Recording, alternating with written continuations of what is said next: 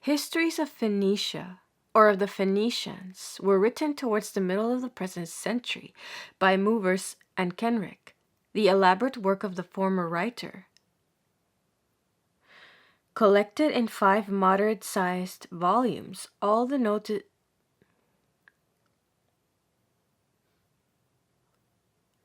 The elaborate work of the former writer collected into 5 moderate-sized volumes all the notices that classical antiquity had preserved of the religion, history, commerce, art, etc., of this celebrated and interesting nation.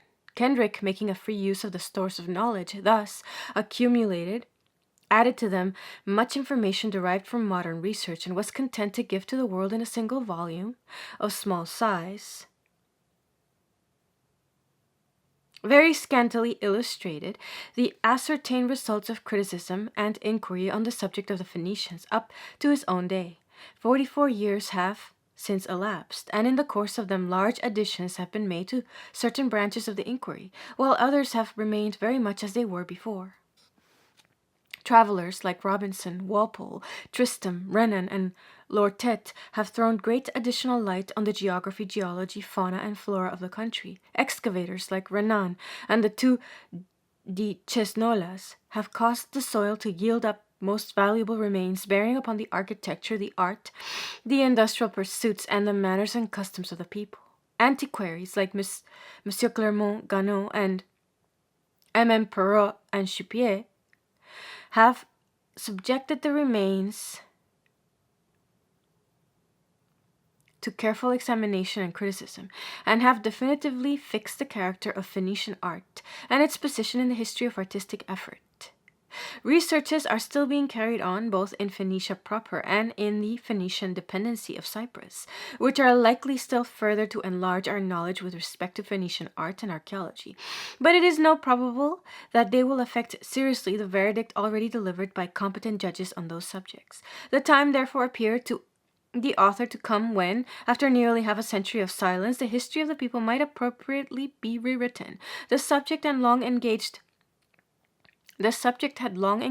his thoughts, closely connected as it is with the histories of Egypt and of the great Oriental monarchies, which for 30 years have been to him special objects of study, and the work embodying the chief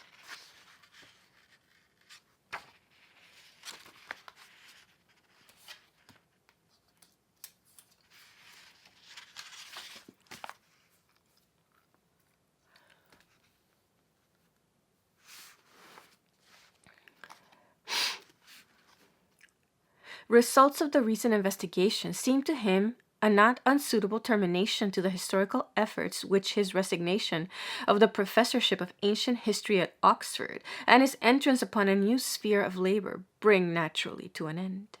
The author wishes to express his vast obligations to Messieurs Perrot and Chupier for the invaluable assistance which he has derived from their great work, and to their publishers, the Messieurs Hachette, for their liberality in allowing him the use of so large a number of Messieurs Perrot and Chupier's illustrations. He is also much beholden to the same gentleman for the use of charts and drawings originally published in the Géographie Universelle.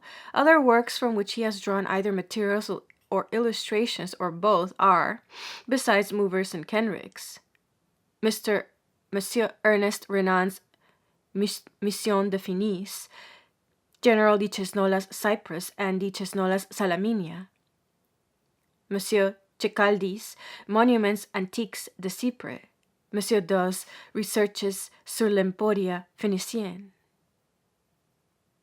the Corpus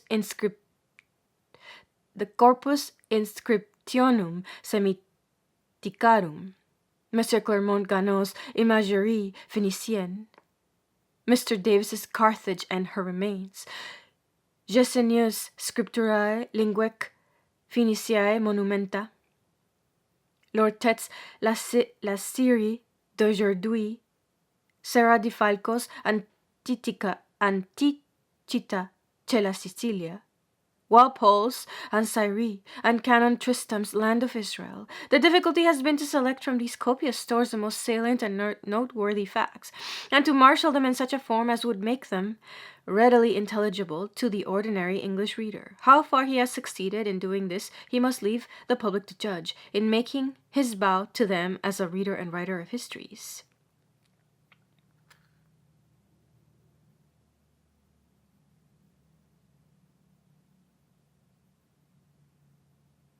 Will of William Camden, Clarencieux King of Arms, founder of the Camden Professorship, 1662. He has to thank them for a degree of favor which has given a ready sale to all his previous works and has carried some of them through several editions. Canterbury, August 1889.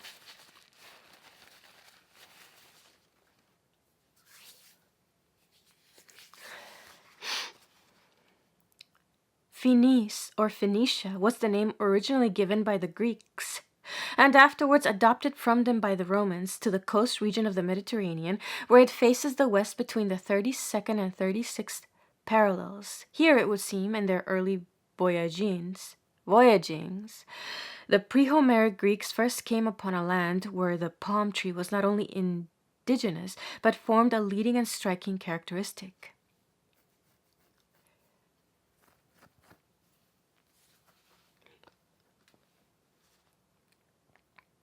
Everywhere along the low sandy shore, lifting its tuft of feathery leaves into the bright blue sky, high above the undergrowth of fig and pomegranate, and alive. Hence they called the tract Phoenicia, or the land of palms, and the people who inhabited it the Phoenicians, or the palm tree people.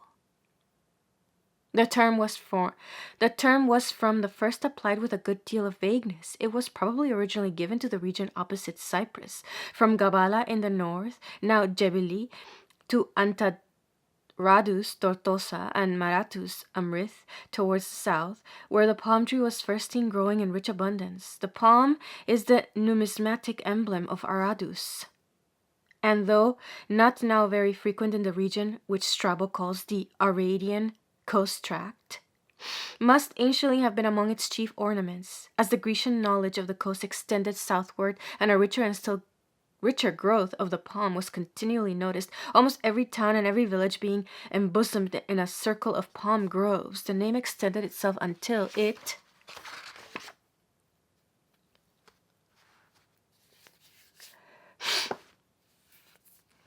reached as far south, at any rate, as Gaza, or according to some, as Rhinocolura and the Torrens Egypti. Northward, the same seems never to have passed beyond Cape Posidi, at the foot of Mount Cassius, the tract between this and the range of Taurus being always known as Syria, never as Phoenicia or Phenice.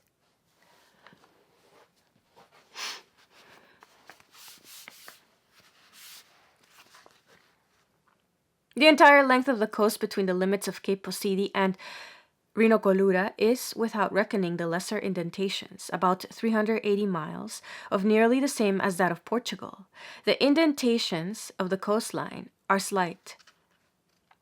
From Rhinocolura to Mount Carmel, a distance of 150 miles, not a single strong promontory.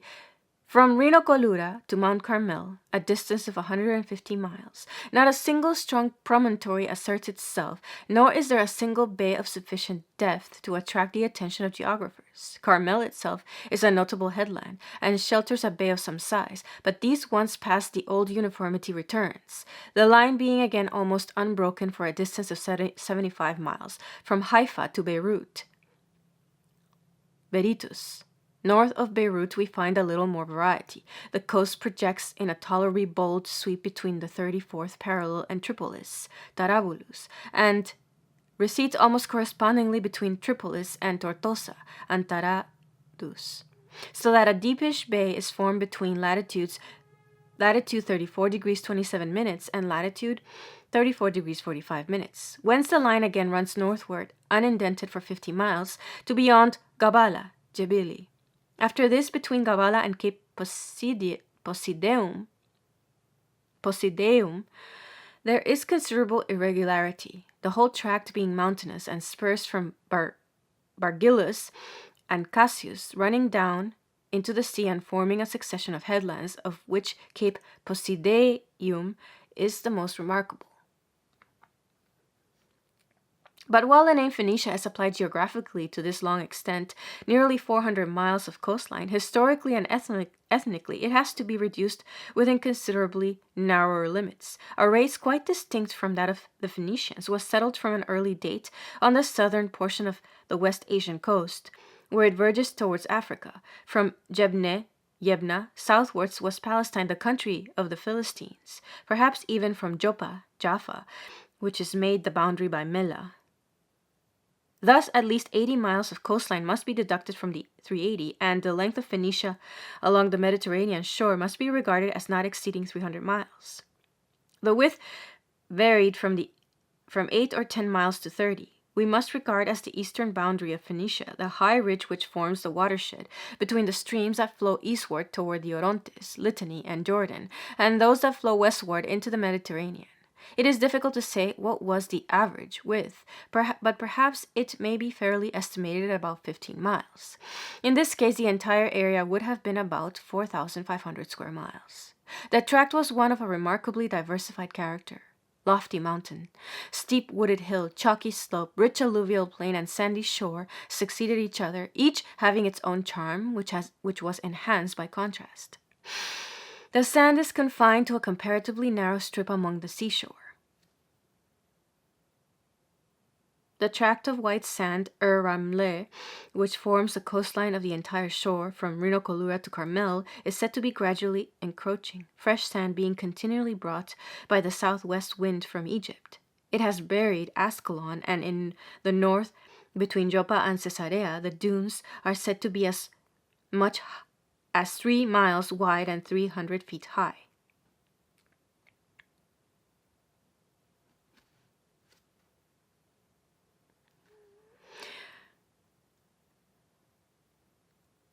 The sand is confined to a comparatively narrow strip along the seashore and to the sites of ancient harbors now filled up.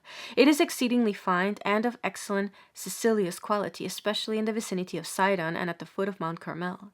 The most remarkable plains are those of Sharon, Acre, Tyre, Sidon, Beirut, and Maratus. Sharon, so dear to the Hebrew poets, is the maritime tract intervening between the highland of Samaria and the Mediterranean, extending from Joppa to the southern foot of Carmel, a distance of nearly 60 miles, and watered by the Corseas and Cannae and other rivers. It is a smooth, very slightly undulating tract, about 10 miles in width from the sea to the foot of the mountains, which rise up abruptly from it without any intervening region of hills, and seem to bound it as a wall, above which tower the huge rounded masses of Ebal and Geritzim, with the wooded cone on which stood Samaria, nestling at their feet.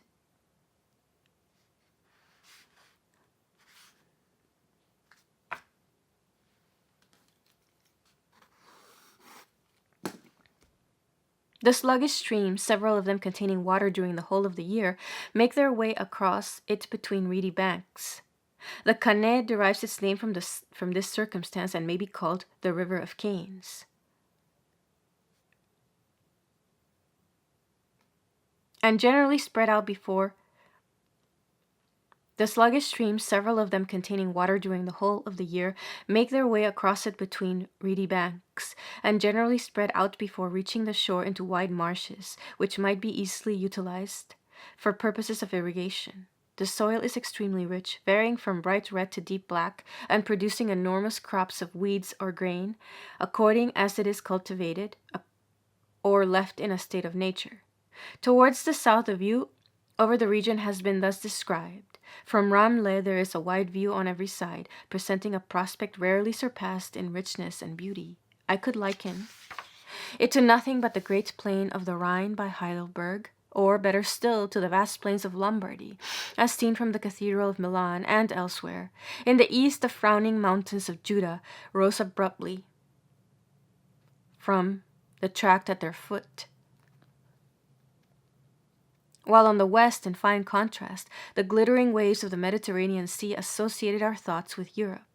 Towards the north and south, as far as the eye could reach, the beautiful plain was spread out like a carpet at our feet, variegated with tracts of brown from which the crops had just been taken, and with fields still rich with the yellow of the ripe corn, or green with the springing millet. Immediately below us, the eye rested on the immense olive groves of Ramle and Lida, and the picturesque towers and minarets and domes of these large villages. In the plain itself were not many villages, but the tract of hills and the mountain side beyond, especially in the northeast, were perfectly studded with them, and as now seen in the reflected beams of the setting sun, they seemed like white villas and hamlets among the dark hills, presenting an appearance of thriftiness and beauty which certainly would not stand a closer examination. Towards its northern